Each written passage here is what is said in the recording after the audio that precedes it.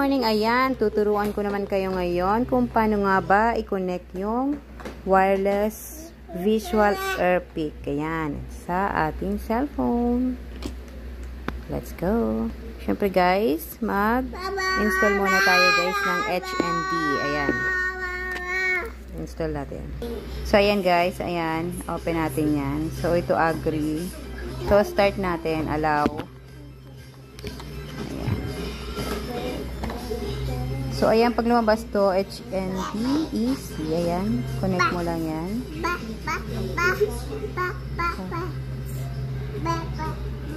Oh. Ay, nag-close pala, sorry. Kaya pala, dapat naka-open na to, guys. Ayan, ayan, open siya, may light na.